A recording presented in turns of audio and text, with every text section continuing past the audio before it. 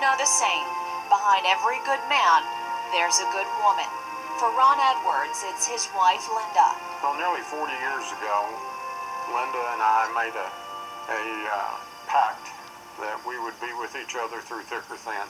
And she has turned from a rock to a boulder. Everything that Ronnie did, I do now. And I also have to be able to pick him up and move his body. You see, Ron and Linda are facing the fight of their life. It's against amyotrophic lateral sclerosis, commonly known as ALS or Lou Gehrig's disease. I have a strong and abiding faith in my Creator. In that respect, I don't feel like I'm losing anything other than just life on this earth. Growing up, Ron read stories about baseball great Lou Gehrig. He knew the famous speech, and that in 1941, Lou Gehrig finally succumbed to the disease that took hold of his life.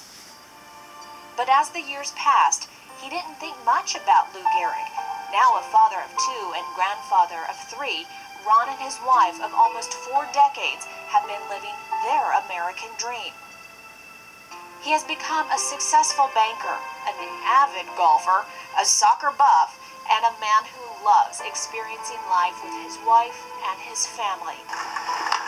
But in the fall of 2005, muscle weakness and constant fatigue led Ron to the doctor.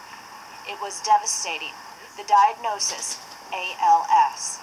Well, I can't tell you that whenever Dr. Hastings said the words Lou Gehrig's disease, that it didn't send a horrible chill up and down my spine. You need out of this thing?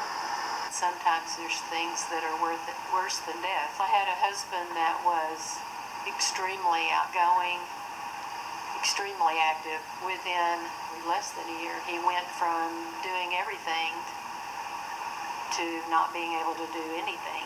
The disease has progressed quickly. Ron can no longer use his arms or his hands. Mouse grid 3434. And up to 1 month ago, he was able to continue to work on his computer with the help of computer voice recognition. Mouse click. ALS is a swift and violent disease with no known cure. Pills can buy some time and ease comfort, but ultimately, the disease takes its toll. I just know now what's going to take my life. And it's going to be ALS, and that particular thing frightens me a little bit. And Linda and I have talked about that an awful lot. And but we know that whenever that time comes, that we will address it head on, just like we've addressed everything else. Life has certainly changed.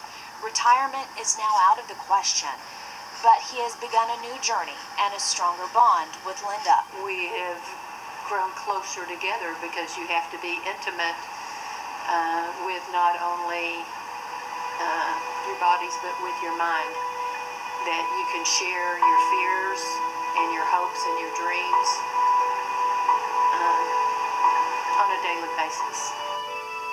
And while ALS takes away the ability to move, Ron can still feel a person's touch, both physically and emotionally. While reminiscing about his life, tears begin to well up in Ron's eyes.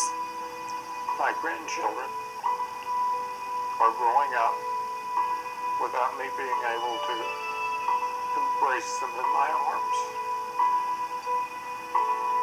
Miss them.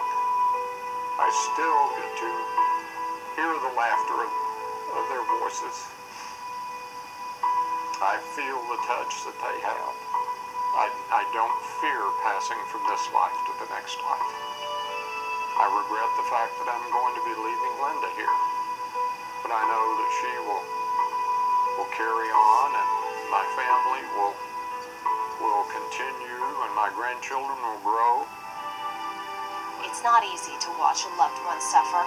You would do anything to make the pain go away.